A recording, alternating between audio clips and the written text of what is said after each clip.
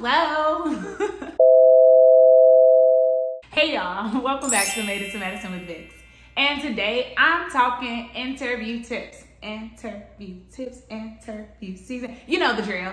Y'all are getting medical school interviews. Whether it's your first, your second, the multiple, the many that are to come, I want you to do well. I want you to succeed so that you can tell me about all of the schools that you got to choose from, because you got options. Who don't like options? But even if you only got one option, you can only go to one school. Remember that. So as you can see me from the waist up on your interview, you only really need to be seen from the chest up and then your Zoom camera screen. So I'm going to provide some do's and some don'ts for interview day. So let's get this thing started.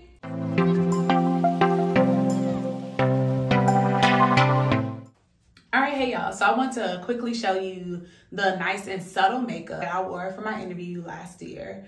So I'm going to fill in my eyebrows just a little, apply some foundation, some highlight, mascara, eyeliner, and then a very neutral lip. So it's like a pinkish Tower of Mauve. And this is Rimmel. So probably like drugstore stuff. And yeah, because you just want things to be super, just calm, nothing too extra, but to just accentuate your features that you already have. And yeah, so I'll come back once all of this is done. All right, so this is the final look, and it probably took me all of 10 minutes to accomplish this. I am by no measure a makeup guru, but you know, something really soft on face. I didn't put on any eyeshadow, but if you want to, you can add some neutrals. I think my palette is super just a lot of loud stuff. And yeah, so now I'm gonna put this blazer on and take you to my interviewing room.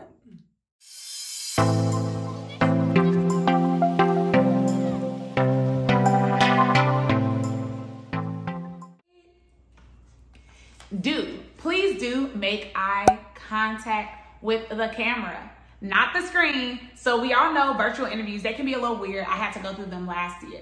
So what I did was I set my Zoom up so that the people were pictured on top of each other. So I had myself at the top and the interviewer at the bottom.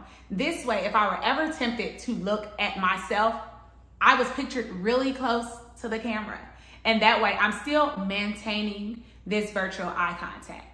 Let's move to a don't. Don't have a distracted background. There's nothing behind me except my plant. If there's going to be anything behind you, make sure it's something that you can explain.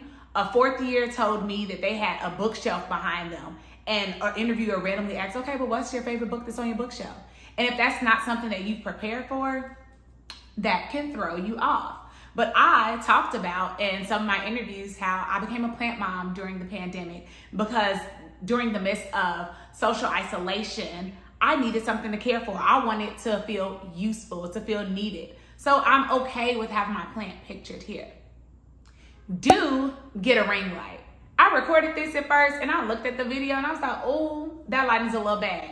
Oh, your interviewer is going to say the same thing. You want the focus to fully be on you. Let your face illuminate and be bright so that they're not trying to creep through the shadows and seeing how you look. Don't do like me. I like to use my hands a lot in an interview. That is very distracting. It's probably distracting during these videos, but it's my channel, so I can do what I want to do.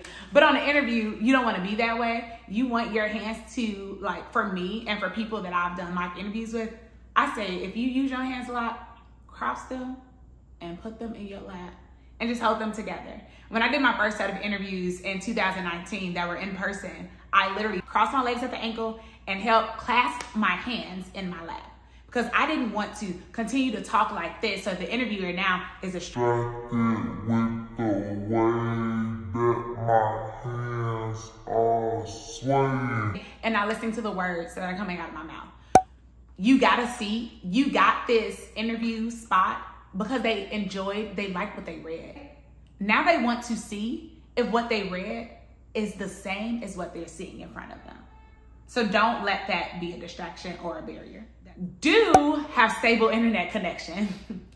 During my first exam for medical school, my internet went out, y'all. My internet never went out. I don't know what happened, but you want to make sure that you test your internet ahead of time, because that is undue stress, unnecessary stress. It is not needed. We do not want that on an already highly stressful day. So make sure that you have secure internet and a quiet background.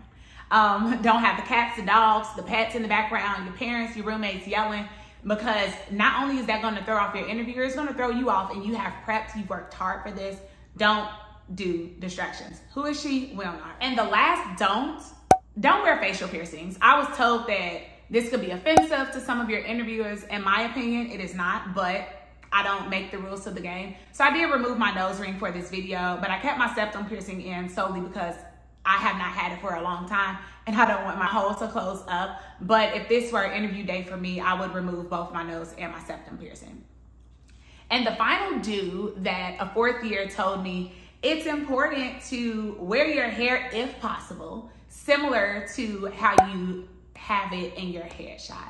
So in my headshot, which you will see going across the screen, it is very similar to what I'm wearing right now. This is just so that the interviewers can identify you easily and that they're not confused. This is something really minor, but it makes the day go a little bit more smooth.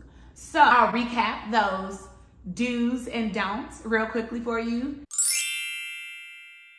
Do check for a stable internet connection, a ring light, maintain eye contact, wear your hair similar to the headshot, don't have a distracting background, don't wear nose piercings or facial piercings, and don't fidget and lose eye contact. Remember, the most important do of them all is to be confident. Be confident in yourself. Know that you have done the work, you put in the time, and you are here because you deserve to be here. So have that confidence in yourself. I know that I always perform better when I am confident. So good luck to all of you, and this is just part one. Next week, I'll be coming to you with the why medicine answer, the most difficult answer to construct. Because you can't simply say, because I want to help people. Well, everybody in the healthcare field wants to help people. So I will be speaking to you about how I answered the why medicine question in addition to several of my classmates. So stay tuned for that. I hope to see you next week. And yeah, let me know down below in the comments if these tips were helpful for you and what else you would like to see from me during this interview season.